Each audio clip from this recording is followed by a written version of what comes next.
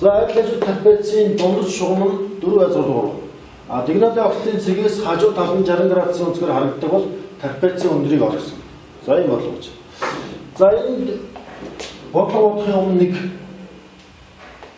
зүйлийг би батлая.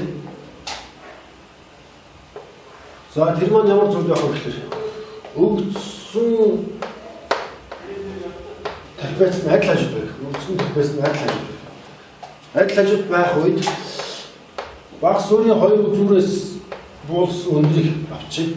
Тэгэхээр энэ багц суурийг аа гэвэл энэ аавтай болно. Тийм ээ. За дараа эндээс энэ x юм бол энэ бас x байж таа. X байж таа.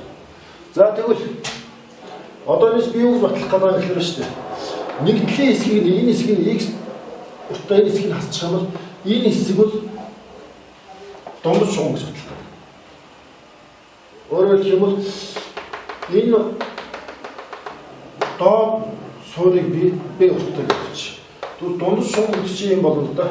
А дээр нөхөд Б хуваах нь 2. Сууруудын нийлбэрийн хагасвал дундаж шугам байна. Нөгөө талаас А дээр нэмэх нь x нь А дээр нэмэх нь x нь дундаж шугамтай тэнцүү гэж батлая. За тэгвэл ингэж хийж байна л да. Энэ x гэдэг нь өөрөө ийм байна. X гэдэг нь өөрөө яг л B их суураас багц суурийг бас 2 тоо. Өөрөөр хэлбэл энэ тэр чигээр B. Тэрээс энэ А-га аваа ич. Тэгэх юм бол хоёр талтай тэнцүү эрчим үлдэн. Тэрний 2 тоо очих юм бол ингээд нэг x гарна.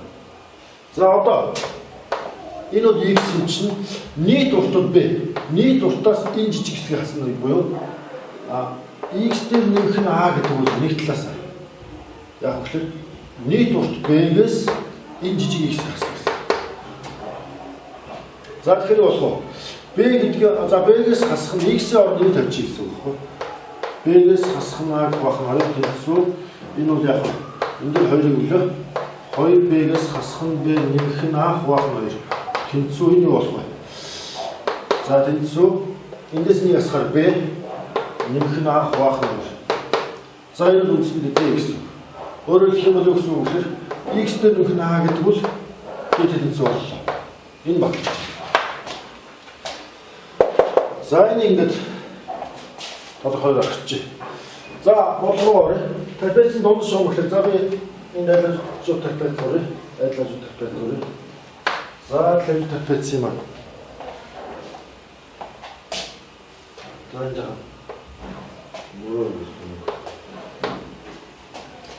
за А, Б, С, Д гэсэн адил ажил трапецийн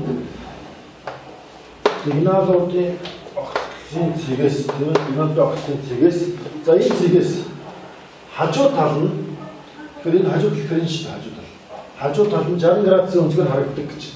Тэгэхээр хажуу талын хоёр үзүүр байгаа.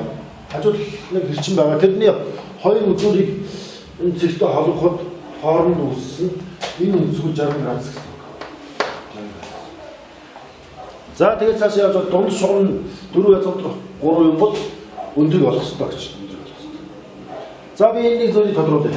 60 градус юм бол энэ хамар өнцгийн чанараасаар энэ 60 градус бол энэ яг нийлбэр нь хоёр хамар өнцгийн нийлбэр 180 градус байна гэдгээс энэ 60 бол энэ чинь 120 градус. 120 градус. За мөн нөгөө талаас адил хажуу трапец учраас яг энэ хоёр суурийг ус тэнцүү. Өөрөөр хэлбэл адил хажуу гэсэн. Тэгэхээр энэ хоёр тэнцүү гэдгээс энэ хоёр тэнцүү. За энэ гурвалжны хувьд энэ А, О, Д гурвалжны хувьд гурвалжны 3 өнц 180 градус байх энэ 120 байна. Тэгэхээр цаана 60 үлдэн. 60 энэ хоёрыг яг тэнцүү хуваагдаж тавина. Тэгэхээр энэ хэд вэ? 30 градус тэнцүү болно. За нөгөө талаас одоо би нэг ийм зүйлийг хэлчих. Адил ажил трапецийн энийг ингээд нэг багц суурийн нэг ороогоос өндөр татлаа. Энэ татсан өндрийг би за CH гэж. Тэгвэл AH тэнцүү дундаж шугам өөрчн 4,3. За түрүүний энд хэлсэн. За энэ заавал дундаж шугам. Тэгэхээр инглишийг тастаад энэ AH-ыг аваа ичих юм. AH нь 4,3. За энэ өнц 30 градус чинь за гурвалжин ACH-аас AC-аш гурвалжин дээрээс эсрэг орших талыг олох, эсрэг орших катыг олох гэж 30 градусын эсрэг орших катыг олох гэж байгаа.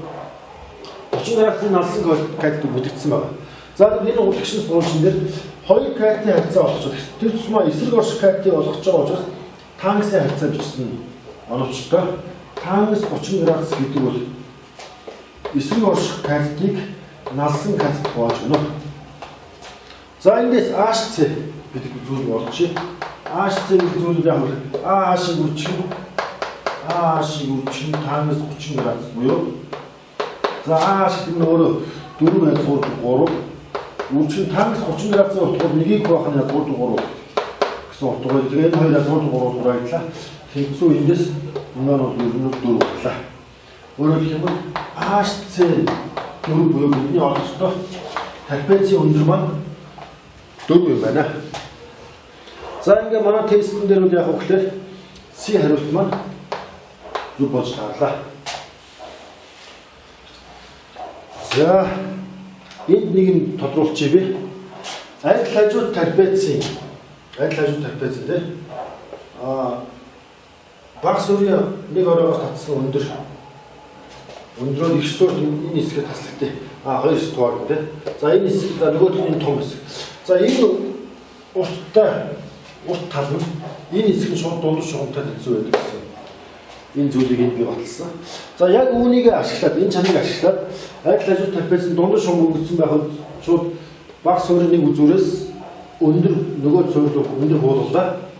Тэгээд энэ хэсэг нь шууд дундаж шугамтай гэсэн. Мөн энэ 60 градусын зүгээр харагдсанаас хамар өнцөг энэ нийлбэр нь 180 ашиглаа энэ 120 болгоод дахиад адил хажууд учраас энэ хоёр тэгшинтэй байна гэдэг. Адил хажууд гуулчин болсон сөөрийн өнцөг хэсэг үгээс 30 градус гарсан. 30 градусын хурц өнцгтөө ACH тэгшинт гуулчин дээр тангсын харьцаа бичээд ингээд HC буюу өндрөө оллоо.